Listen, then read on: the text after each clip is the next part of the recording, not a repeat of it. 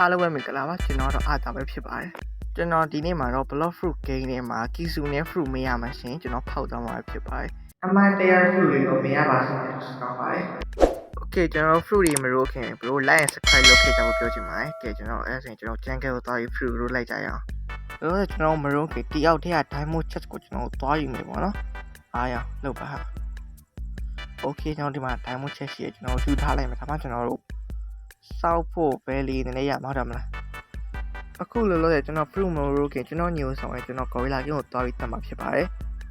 ကျွန်တော်ရဲ့ damage ကို bro ပြမယ်ဗျကျွန်တော် damage တော်တော်လေးရှိရ Okay ဒီကောင်စပွန်လောက်တယ်ပေါ့နော်ဟုတ်တယ်ဗျရောအမ light ray Okay ပြီးရင်ဟောဒီမှာလည်းမသိဘူး refreshing ကြည့်လား I don't know Okay ကျွန်တော်တည်သွားပြီကျွန်တော်ပြန်ကြမယ်ပေါ့နော်သူရောက်နေပြီလို့ပြောရဗျ Okay အခုဒီမှာသူရောက်နေပြီပေါ့နော်ကျွန်တော်ကြည့်ရအောင်Okay ကျွန်တော်သူရောက်နေဒီမှာ Leo ရဲ့စီယာသူပေါ့နော် Okay ကျွန်တော်ယူလဲကျွန်တော်တို့ဘာကြီးပေးမလဲတော့မသိဘူး bla bla bla bla bla bla Okay ကြည့်ကြအောင်ကျွန်တော်ဘာဖရူးရမလဲပန်းအောင်မြင်လိုက်တယ်ကွာအဲ့တော့ကျွန်တော်ဘာဖရူးရမလဲဆိုတော့ဟာ